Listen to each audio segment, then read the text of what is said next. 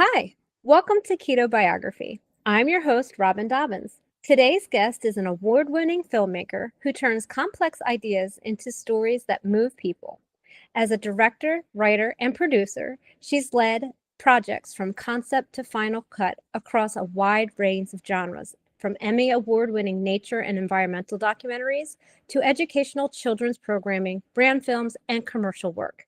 She's brought her visual storytelling power into the metabolic health space, serving as the director, writer, and producer of Fat Fiction, one of my favorites, and as director and co-writer of the new documentary, The Cholesterol Code, connecting viewers to the human side of science and nutrition.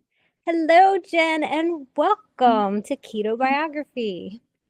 Hi, Robyn. Thanks for having me on. So good to see you. So good to see you too. I neglected the last little piece of my intro that says, "Please welcome Jennifer Isenhart." So there, now everybody gets your name to Keto Biographies. I just was so excited to start talking. I just went for it. So I'm so glad that you're here. Obviously we've got a bit of a personal connection now because of the cholesterol code, and I invited you here with no real direction. I wanted to just come on and chat. And one of the things that I wanted to talk about was really how you got into this space in the first place, because you have this other amazing film, Fat Fiction, that I think is it's one of the top films in my opinion that talks about ketogenic diet and how that affects people. And but you don't just wake up one day and say, I'm going to make a keto based film. Something must have happened in your own world to trigger that. So I really wanted to talk about that for a little while, if you want to start there. Oh, sure. Absolutely. Yeah. So my career started in television news. I was a television news journalist for many years, working at NBC affiliates and kind of like special projects producer. And that's kind of my background before my husband and I started our own production company. And I did a lot of stories with nutritionists and doctors, in that career. And the advice always was to avoid saturated fat, to make sure you get plenty of carbohydrates throughout the day, lots of little meals throughout the day, the standard advice. Switch smart butter for regular butter, that sort of thing. And so I had been kind of indoctrinated into that idea set through my news work. But personally, I always struggled with sugar. I had a real problem with sugar. I had a problem not eating it. Like if there was a plate of brownies on the table, if I ate one brownie, I would be after the whole plate. I couldn't stop with sugar. But then at the same time, sugar made me feel horrible. I would have these hypoglycemic reactions where I would just crash and get the shakes. And I think even when I was a kid, it was thought for a little while that I might have type 1 diabetes, but it just turned out that, I just would have these hypoglycemic events in reaction to eating sugar because I would eat too much because I couldn't stop. And so I finally decided, I need to get this under control. And so I found a sugar detox program here in Boise. My husband and I live in Boise, Idaho. And I found a program here in Boise, and I signed up for the class, and, I thought, oh, this will be interesting. I can, find out how to get sugar out of my life. And the very first day of the class was not only to cut back on sugar, but you need to eat more fat, and you need to eat, including saturated fat. And I was looking at this and I was thinking, that can't be right. I've interviewed so many people that tell you that that's bad. That can't be right. And so I thought, well, I'm going to try it. And then at the same time, I went out and just started researching And of course found Gary Taubes's work and Nina Teichel's work, and then started looking through PubMed, at the literature, and then at the same time I'm taking this class, I'm doing this sort of detox where I'm just eating a lot more healthy fats that we now know are healthy fats, and cutting sugar, and my body's responding. I'm feeling like the best I'd ever felt. And so I was just like, this is amazing. Like, why isn't this known by, in some communities it was known, the low carb community. This was around 2017, 2016, 2017. And, people did know that low carb diets, obviously Atkins had been around forever, but he was so maligned. He was so, everyone said that he was wrong and that what he was promoting was bad. And you might lose weight, but then you're going to have a heart attack and die, So anyway, I just became determined that I needed to make a film about it. And we'd been doing documentary films for several years at that point. And it was a pivot because we mostly produced in the environmental space and done a lot with nature and environmental topics. But I just became kind of obsessed. And fortunately, my husband supported me and said, okay, let's do it. And so we made Fat Fiction. It took us about 3 years to make that film because we just kind of did it in between other projects. It was like a bootstrap production. We just self-funded the whole thing, and then finally released it in 2020. So that's kind of the backstory there. The backstory of that. And I can't imagine Tom saying no to getting all of his gear out and filming stuff. So it's like his clearly his passion. So I don't think I can't imagine that he fought you very hard on starting a project. No, he's really good with all the gear. Just so people know, Tom is my husband and business partner, and he's a cinematographer. And so he's shot all our films, and yeah, he's great at all of that. So yeah, good partner.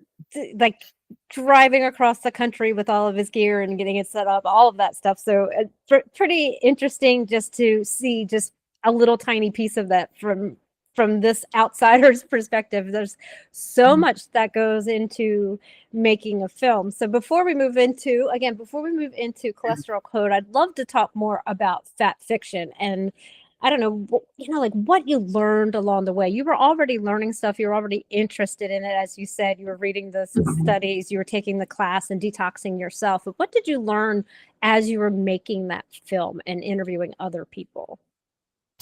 Well, I think one of the most surprising things was that an organization that was purportedly dedicated to helping people with type 2 diabetes was actually giving dietary advice that was exactly the opposite of what actually helps reverse type 2 diabetes. So the American Diabetes Association at that time, I remember I started in 2017, they were still recommending high carb diets, low fat, high carb diets to people with type 2 diabetes. The diabetic plate is 3/4 of the plate is carbohydrate, and 1/4 of that plate was lean meat. And so, and they still didn't endorse a low carbohydrate option for people with type 2 diabetes. And so there were these diabetes educators out there that knew that they could help their patients better with low carb, but they were afraid to talk about it because the standard of care didn't allow for it. And people were concerned they were going to lose their medical license or they're going to lose their license to practice. And, we feature a story in Fat Fiction with Tim Noakes, who went through that very thing, drug through 5 years of court and millions of dollars in legal fees. And because he recommended a low carb diet to a nursing mother. And the dietitians organizations went after him. So that was really eye-opening to me, is that the organizations that, are are supposed to be helping people were actually giving advice that was making them worse. And during the making of Fat Fiction in 2019, the American Diabetes Association finally added a low carb option to their clinical guidelines. It was like buried on like page 54 of this giant document, this one little line, very low carbohydrate diets can be used. But it was like Christmas Day for the diabetes educators that we were working with that wanted to use low carb, because finally they had a permission slip to use low carb. And so that was one of the really eye-opening things, I think, about the film, and getting to interview people inside of healthcare and all of the politics that have gone on around low carb for so many years. It's really hard to look at anything the same, like anything anybody's telling us, anything, any organization, why it exists.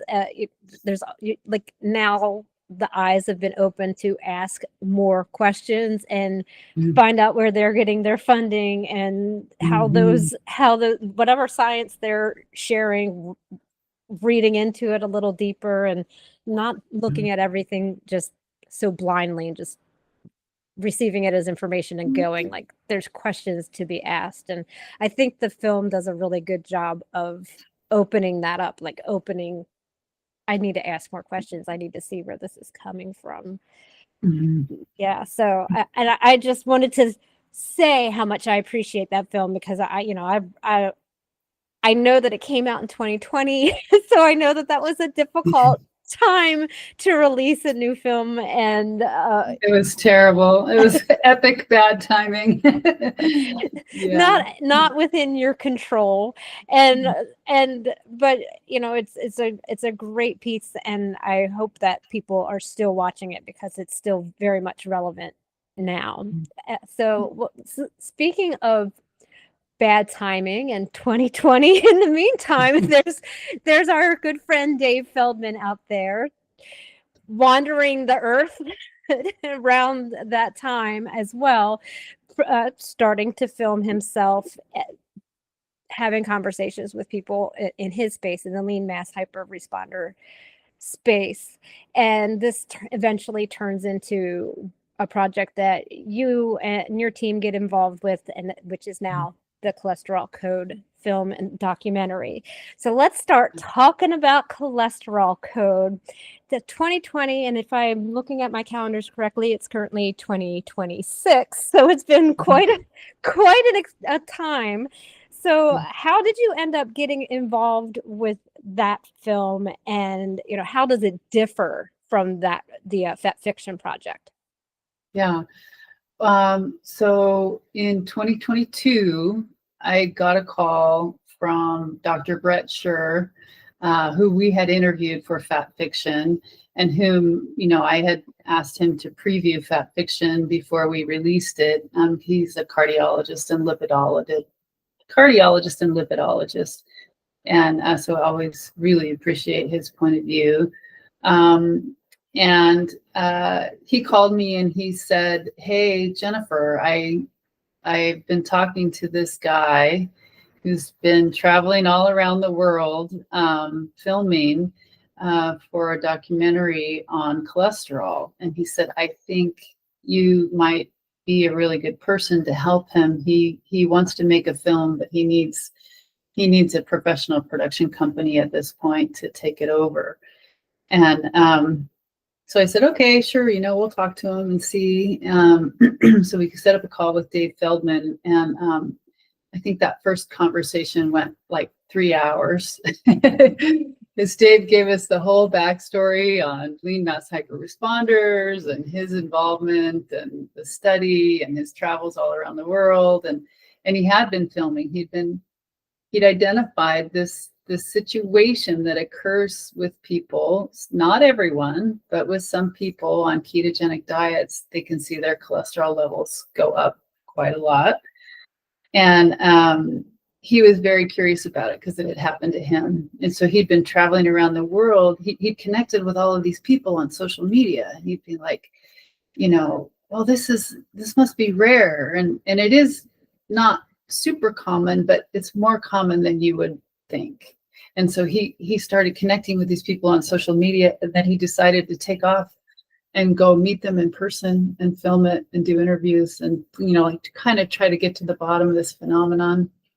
So anyway, he basically arrived on our doorstep with like 10 terabytes full of footage and this idea to make a film about cholesterol and ketogenic diets and wrap it around the study that he had crowdfunded to study people who experience this phenomenon, who are metabolically healthy, but their cholesterol goes up, and just to try and see if they really are at higher risk for heart disease. And I thought, wow, that really is the logical next film after Fat Fiction, because I knew when we were making Fat Fiction that cholesterol was going to be the piece that holds people up, because it's the piece that people are warned against with low carb and keto. But we didn't really have a chance to break that down in Fat Fiction. So the cholesterol code goes deeply into, the science of cholesterol on ketogenic diets, and it definitely explains that physiology and what's going on. So, yeah. So we jumped on board and we did it. And we said, okay, let's do it. And it was quite a ride to jump on board and do that. So how about going into the process here before we talk a little more about the actual film, but this process that unfolded in front of you while making the film? Sure. So Dave is, really into the science. He's an engineer. He'll be the first person to tell you that he's a science nerd, and he really is, in a very good way. You need that kind of a person to take on that kind of a study.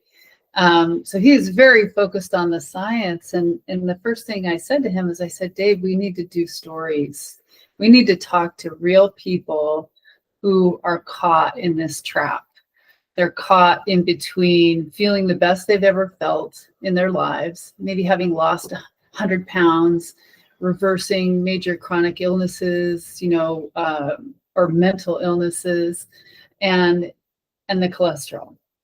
And so that was really my initiative, was to find people that we could feature and interview and include their stories, because it's a very real situation that people get caught in. And then, like for you, Robyn, your story was just so perfect, and so such a good example of here you reverse bipolar. Like, people didn't even think that was possible, right?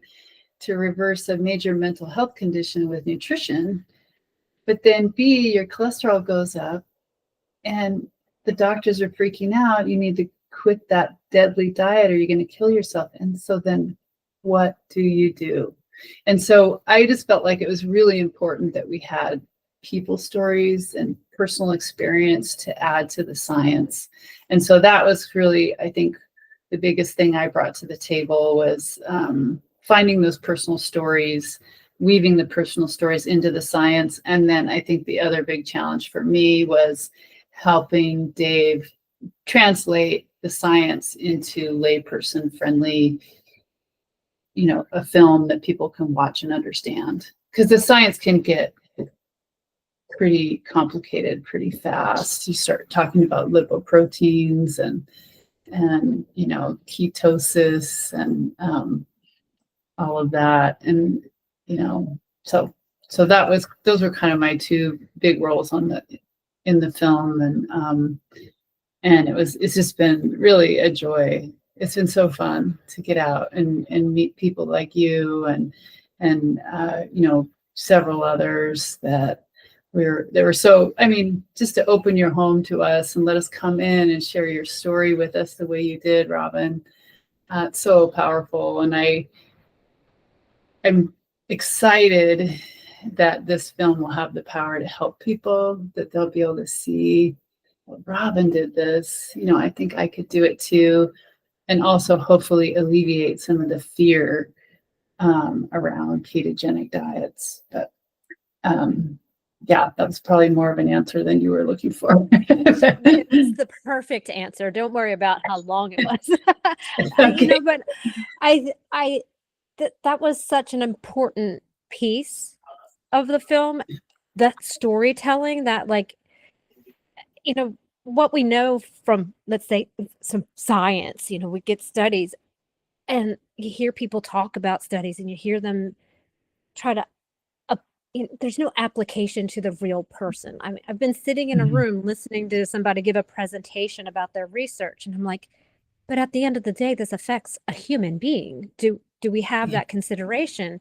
And really, that was not a consideration. It's been more recently that you get a little bit of, there's some of these studies now have like a narrative in there, a patient narrative in there about just maybe asking a question, are you going to continue doing whatever it was that you did in the study, and just making it more human. So this is really a first experience with connecting those dots between this science here and the real people that have to make real decisions. And I appreciate that, because I didn't even know I was in that situation. I was just doing what I was doing because I felt the best I've ever felt in my life. But there was this one thing, and I never really considered how much other people might be facing that same challenge. And really, you're getting pressure. You're getting a lot of pressure from your doctors to go on a statin to fix this one number, even though it doesn't make complete sense in your head, but you're getting this pressure because they see it and they want to make sure you're doing all the right things, or just putting it out there that we have to decide. Like, we have to make a conscious decision to choose this path rather than that path, and showing it visually in the film is extremely powerful. And I don't want people to think, well, I'm just going to sit here for a science lesson when I'm going to see this film. I mean, there's science in it, but it is very human film. Sorry, go ahead. Yeah. I think that's the most important thing. We learn from other people. We learn emotionally. I think as much or more than we learn from hearing about facts and data. So I thought that was really important. I was curious, did you ever have a physician try to, scare you away from a ketogenic diet because of your cholesterol response? Or was it more like, no, we should just put you on a statin? It's more that when I moved from South Carolina, my doctor knew what I was doing. But when I moved from South Carolina to Texas and I had new doctors, I didn't really disclose fully how I ate. I just kind of nodded my head when they were asking me what I was eating and not really interjecting any further information. So, I mean, that is on me. They didn't, well, of course, at the time, they didn't know about this LMHR phenotype. So that really, it may not have helped the case anyway, but also I wasn't disclosing that information to even open up that conversation. So when statins were presented to me and I was like, no, I'm not doing it, there was a disconnect there for sure between myself and the doctor. Yeah, well, you had an instinct not to share the information about how you were eating, and that's very interesting. But then, I find that fascinating, and the pushback, I'm sure if you would have shared, would have been strong too. So anyway, I was just curious about that, whether or not you felt, oh, I know what else I was going to say. And then as I recall, you got labeled a non-compliant patient, Yes. right?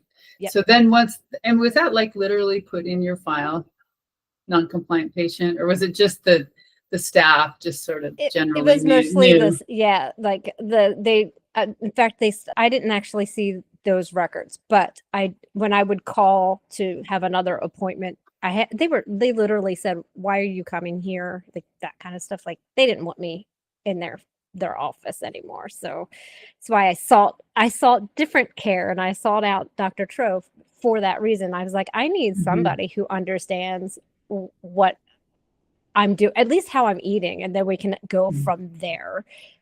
Because I just wasn't finding that here locally. And I really tried hard. And I know that's a huge struggle for a lot of people, which is why that's kind of an important piece, not telling your doctor.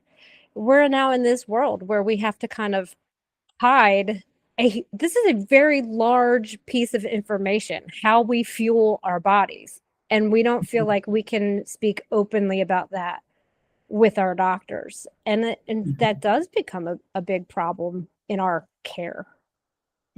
Sure. That's what this these documentaries, anytime people can share their story, anything like that is so important to help bridge that gap, help make people feel more comfortable, and hopefully physicians start to be more receptive because more of this information is getting out there. Yeah, hopefully. Do you still feel that way now? I mean, do you still feel like you kind of don't want to talk to your physician, or you've lined up with physicians now that understand your situation? I'm aligned with my physician now, so that's a good thing. But I know not everybody has that. I know not everybody has that capability, and I know that's difficult. And we can say all the time, doctors work for us, shop around. Some people just really don't have a lot of options, and it's a challenge. It really is a challenge out there that people face on a regular basis. Another interesting storyline. There's everything's a good storyline. So, and that's why I appreciate that you took it on for Cholesterol Code, to make it about people and intertwine all of those stories in there. And just everybody, so I've seen the first iteration of the film, not the newest iteration of the film, and I am not the only story that's in there. So if you are sick of hearing from me, don't worry, it's just a small piece. There are many other very, very fascinating stories within the film.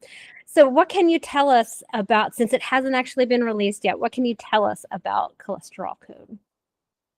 Well, I can tell you about some of the other patient profiles that we feature. One is a young boy named Johnny who has type 1 diabetes, and his family continues to manage his type 1 diabetes with a low-carb ketogenic approach. And that has helped them really lower the amount of insulin that he has to take. So because he's not having these blood sugar excursions, and again, against the advice of the pediatric, diabetes associations, who recommend, taking carbs throughout the day. And so that's been really challenging for that family. They've felt somewhat threatened at times by the medical establishment for telling them that they shouldn't use a low carb approach with their son. But their son is thriving. He's taking very low doses of insulin and managing his blood sugar exceptionally well. But he's very lean. He's a very lean young boy. And so they saw a hyper response in his cholesterol. And so then again, they were caught between this management technique that just their son is thriving with and doesn't have to take nearly as much insulin as many kids with type 1 diabetes, and the cholesterol. So another story of a family kind of felt caught between these rock and a hard place, I guess you could say. So we follow him and meet him. There's several stories in the mental health space, yours being one of those. Then we also interviewed Matt Bazuki, who also reversed bipolar. And then another gal, Lauren Kennedy, who was able to reverse schizoaffective disorder with ketogenic metabolic therapy, which is centered around a ketogenic diet, but diet isn't the only part of it, as you know. Sleep, sunlight, exercise are also very important factors. But just the revelation that serious mental health conditions are reversible with, and what was fascinating to me is that this can happen in a matter of weeks or months. It's not something for a lot of people, the benefits show up very quickly. And so that's just so inspiring. But then some of those folks had an issue on a ketogenic diet with their cholesterol going higher than the mainstream medicine would like. Mainstream medicine wants you to keep your cholesterol levels under 100 milligrams per deciliter, your LDL cholesterol levels. And some of these folks are experiencing 300, 400, 500 milligrams per deciliter of LDL cholesterol. Their physicians are like, "You're a walking heart attack." They're freaking out. But there's this great new thing, not all that new, but it's been around for a while, that finally starting to gain some popularity, and that is coronary high resolution heart scans. And I think, they're finally becoming more utilized because the levels of radiation have come down dramatically since they were first introduced like 30 years ago. And Dr. Arthur Agatston, who is the inventor of the coronary calcium scan, or the coronary calcium score, I should say, we interview for the film. So one of the early pioneers in using high resolution imagery to just look inside the heart and see, is there an issue? Instead of, or in addition to, but using LDL cholesterol as the surrogate marker for heart disease. Why don't we just look inside and see? So that's a big component of the film, is that technology. And then we also interview Dr. Jen Unwin. She's over in the UK. She and her husband, Dr. David Unwin, are doing amazing things over there with helping people with the reversal of type 2 diabetes and also food addiction. Jen Unwin considers herself a carb addict. She's like me, like what I've struggled with. You take one bite and you just, you want to eat the whole plate of cookies. She struggled with that for a long time until she finally found a ketogenic diet. So we feature her, and we feature a dietitian, Michelle Hearn, who was able to get anorexia nervosa under control with a ketogenic diet, which there's some really exciting emerging science around that right now. And so there's just sort of all these stories of amazing stories of recovery, just so inspiring stories of recovery. But the cholesterol is just sort of the hovering, nagging, issue.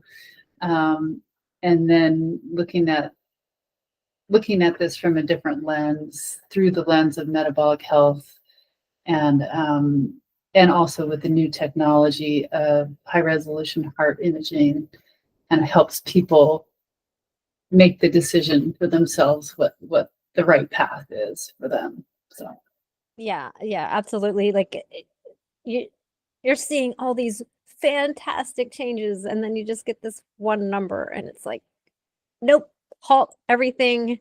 You got to go back. You can't do this anymore. And it doesn't make sense. It doesn't make sense not to know whether or not it's okay. And that's really what Dave's mission is saying, for these people, is it okay? And a 100% sure answer may not ever be available, but to have all of these people compiled in one place and to check and check it with scans, not just the blood work, and follow up with it like that. It shouldn't, that's even to me shouldn't be a novel idea, but it really is. He's the only one that's doing that and following it through. So I know you can't talk much about the study, but obviously the studies that he's doing, and importantly, it was crowd-funded study, is obviously a major theme, a major point of the film. So without giving too much of that detail away, how does that fit into the story? Yeah, his study is basically a major through line of the film. So we follow the study from the very first data he receives, from the first set of scans, to all the way through to the final data. And so that is definitely a major through line of the entire film. And the ups and downs that Dave goes through with the study, it wasn't seamless. There were challenges along the way, and the ups and downs, the challenges of that study we've included in the film.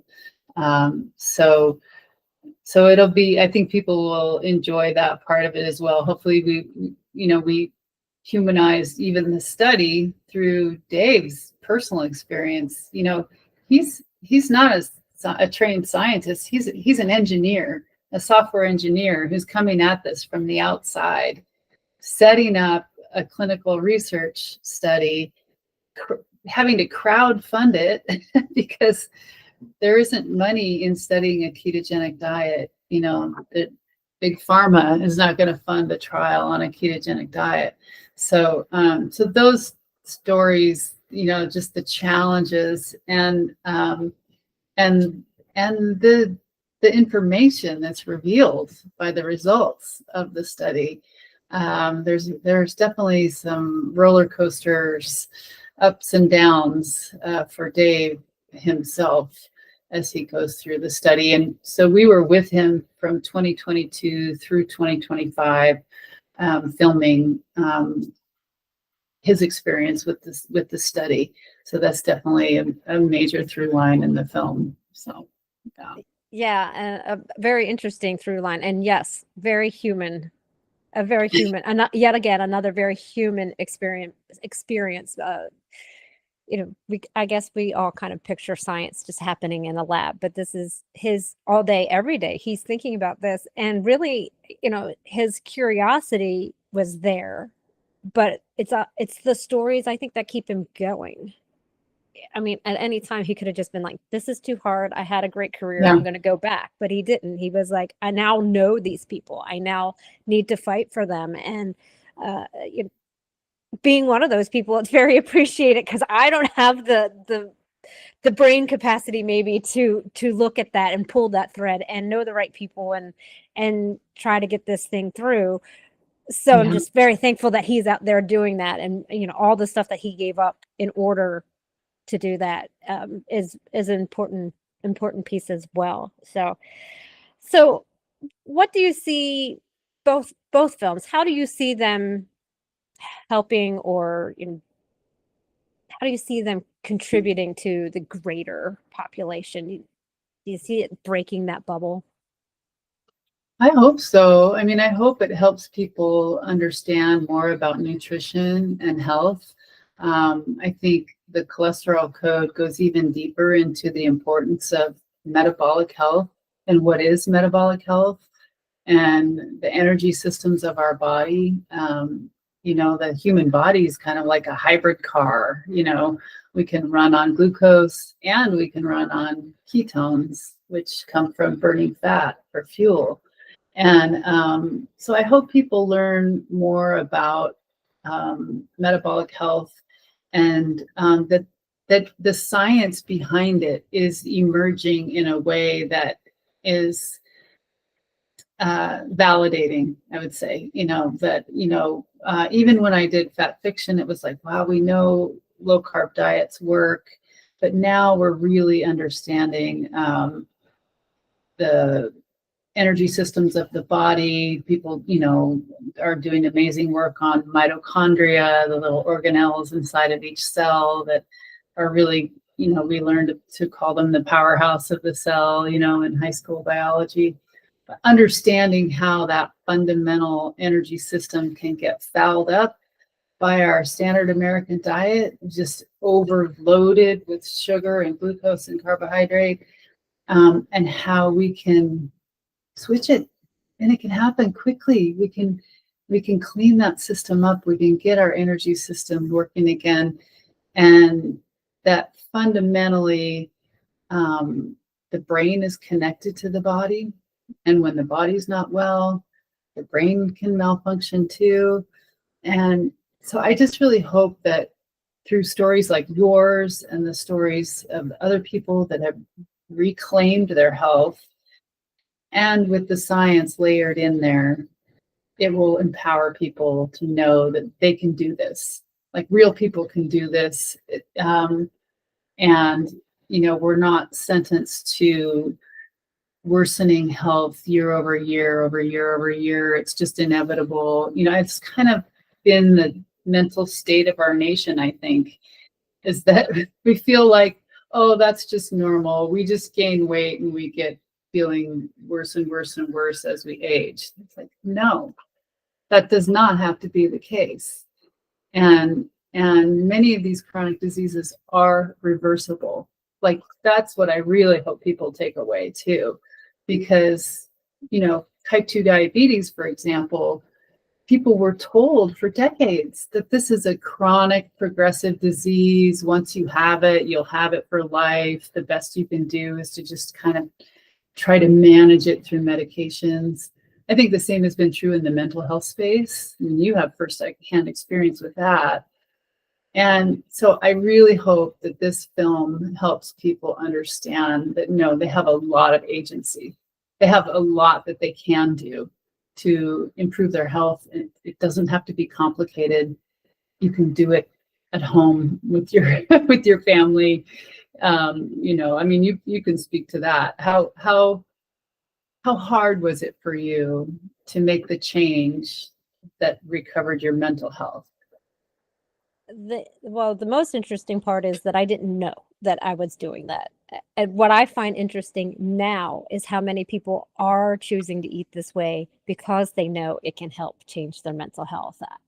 That's fascinating to me because that was not my world. But making the dietary change, I mean, it's not easy. It's not easy to just reverse everything you've ever been told about what you're supposed to eat. You got to just put that on a shelf somewhere and never revisit it again. And so that's not exactly easy. But once I started feeling better, then it's just self-fulfilling, right? You just keep going, because why would you ever go back to feeling that way? And it doesn't mean that I didn't try to push it every once in a while. And there was times like holiday time, eating all the pie and then making myself really sick because I did that. And those I just chalk up to learning experiences. You gotta push over sometimes and realize, okay, I gotta learn from this. And I've had all of the holiday pies that I ever need to have in my life, and I'm gonna be okay going forward without them because I feel so much better. And I think everybody kind of goes through that in their own time, in their own way. Some people will push it every year. Yeah, right. Or maybe that's just their thing once a year, every once in a while. Yeah. But I also appreciate that I have a different situation. Like, I have a mental health issue that I will trigger if I do this. So that really keeps me honest. But for the general population who doesn't have some major other health issue, they can get away with those things more than I can. And that's amazing. And I'm so happy for them. It's just not my world. Yeah, right. Yeah. Yeah, it is challenging to change the way you eat. I don't mean to make it sound like it's super simple, but compared to being on medication for life and the complications of all of that, it's just so wonderful to have nutrition options that can address these major chronic diseases of our time. So I hope that comes through in both films. I think it does. I hope people walk away with a better understanding of how they can reverse major chronic diseases with nutrition and metabolic therapies. So that's the big takeaway. Yeah, I hope yeah. people And I get think it. that comes through as well.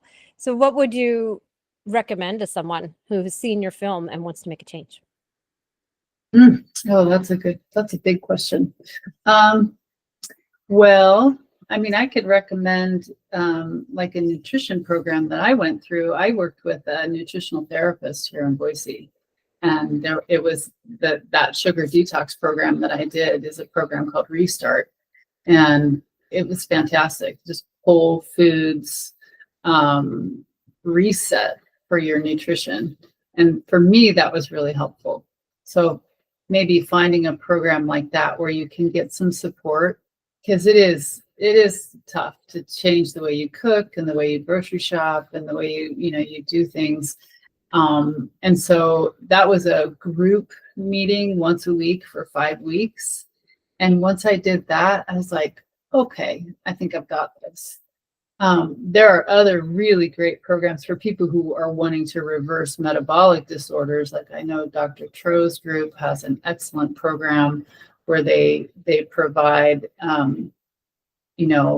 biometric devices, and they do counseling. They have counselors available for their people that go through the program, and it's very involved, and they have a lot of success there too.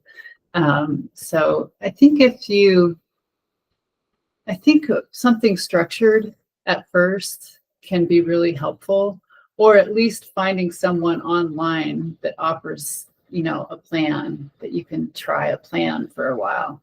And then, you can kind of go from there. But at least for me, I found it very helpful to have something structured that kind of taught me how to do the keto whole foods approach to nutrition. And then I moved off on my own out of that.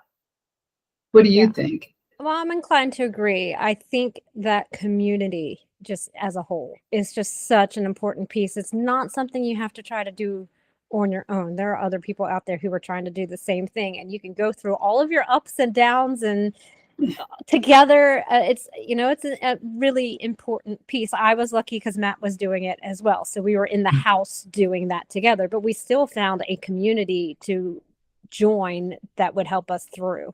I mean, it's very similar. You went through a structured program, but just Mhm. having someone else, because most people around you aren't doing this, don't understand it, including your medical providers. They don't get it. And so you got to find some other people that are living it as well.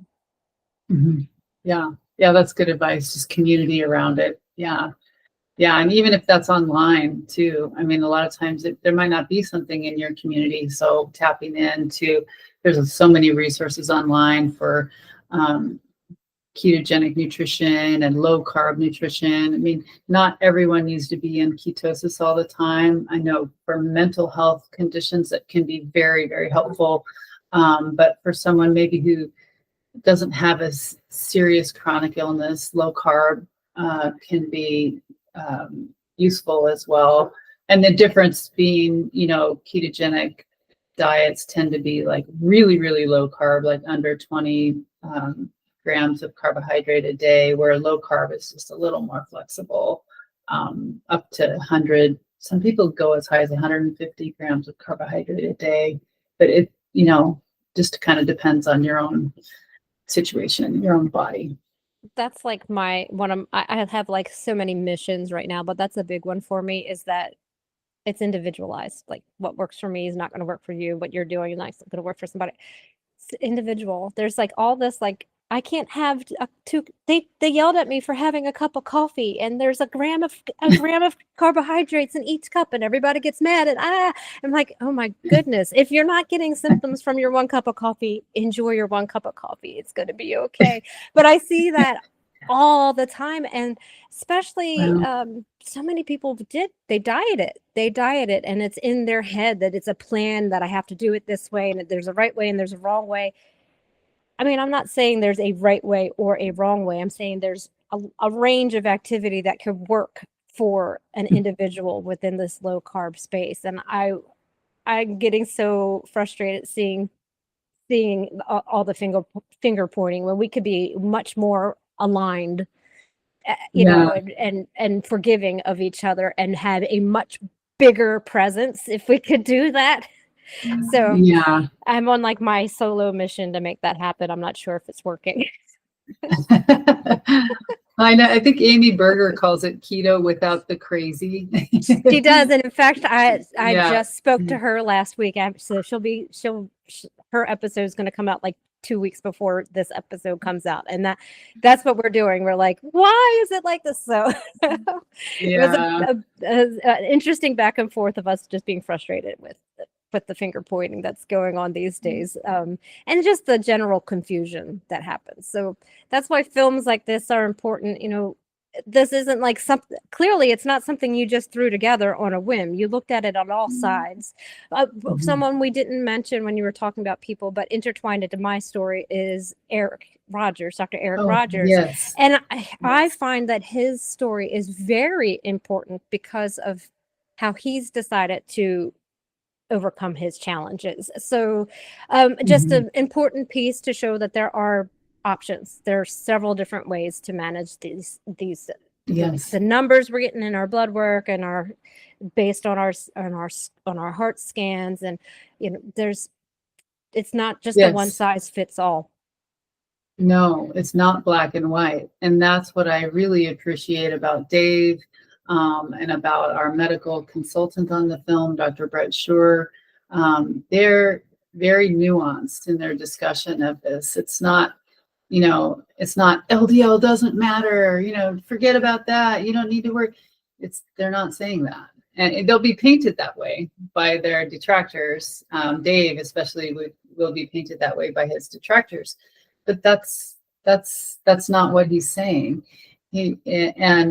So yeah, we definitely wanted to include that nuance in the film. We wanted to include people who did have the beginnings of plaque development in their arteries, and what they decided to do and how they're deciding to treat it. And so that's definitely a piece in the film as well. So I think there's something there for everyone, and I hope that clinicians appreciate also the nuance that's included in the film. That it's not just a black and white portrayal. It's not just a LDL denier film. That's not what it is. So yeah. It's very much more than all of that. It's looking beyond this like form, like it has to be in this box or it doesn't fit in. There's no box. It's just a grand story about how this intertwines with actual real human lives and decisions, real very big decisions that have to be made. And so I'm excited about this finally getting to be viewed by others. So let's go into that. How can people see Cholesterol Code? Yeah, okay. Well, so we have launched the film on a platform called Gather. It's GATHR, Gather. And Gather is a platform that allows people to sign up and host screenings of a film at a theater in their town. So people just really actually need to go to the film website, which is cholesterolcodemovie.com. And they go to the film website and you can click on host a screening, and it'll walk you through this form where you can select a theater in your town. You give it your zip code. It looks up theaters that are available near you, and you select a theater, and then you select a date for your screening, and then boom, you publish it and you start selling tickets to your screening. And the way it works is it's free for anyone who wants to host a screening. They just have to sell enough tickets to pay the theater fees. And so once enough tickets are sold to pay the theater fees, which is usually like 40 to 60 tickets approximately, will usually cover the theater fees.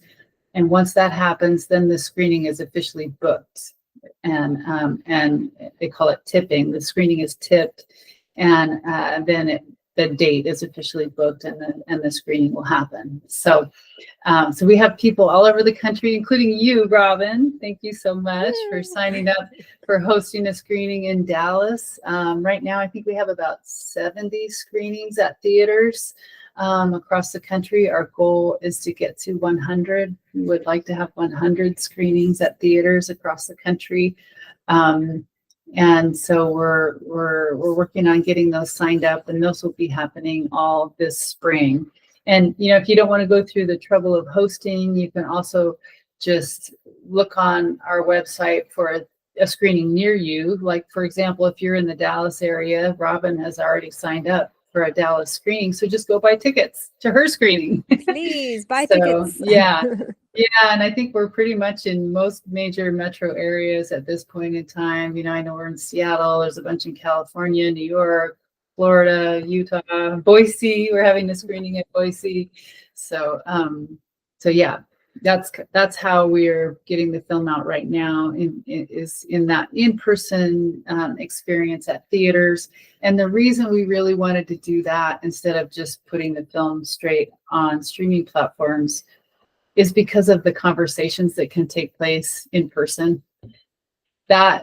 These communities that spin up around these screenings, you can have a Q&A after the screening and just inspire even more discussion and more conversation around metabolic health, and spread this information to your friends and your family and the people in your community.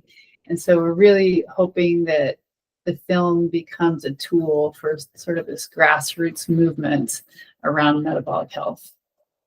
Yeah, it's going to be very exciting. I'm super excited because Dave is coming to mind, and I'm all set up for Q&A after our filming, so that whoever attends the one in Dallas, they get to ask questions directly to Dave.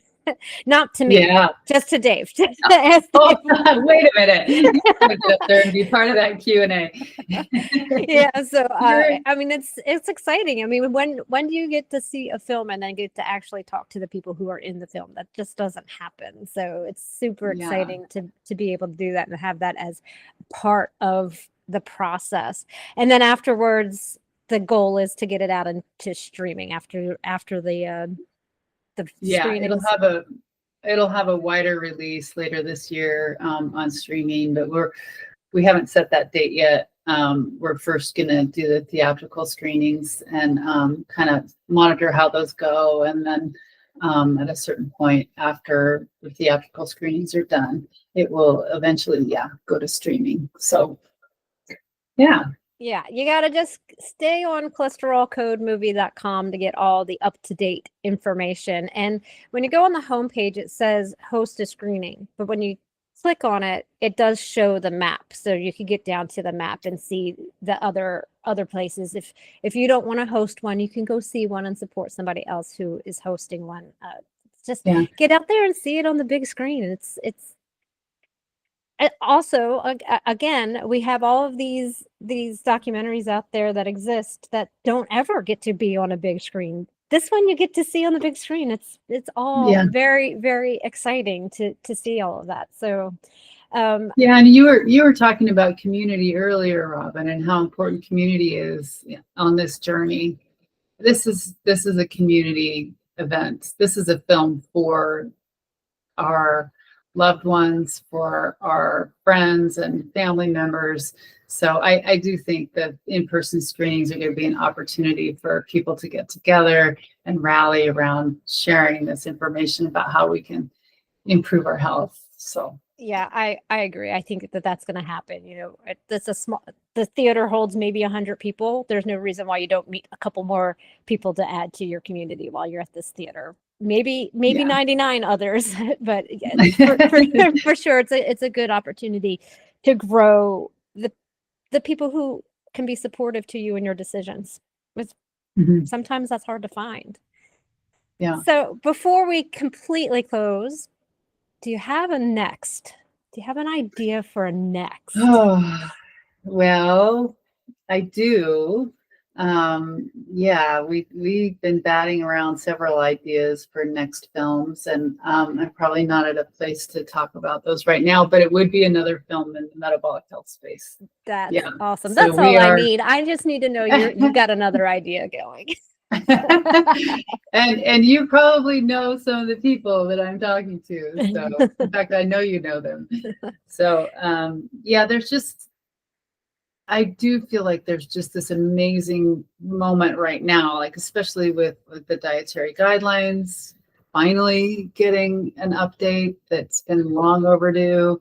Um, a low carb option being added to the dietary guidelines for people who are struggling with metabolic and chronic disease.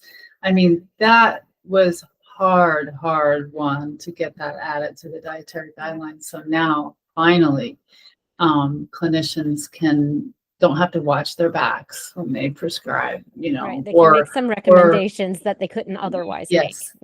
Yes.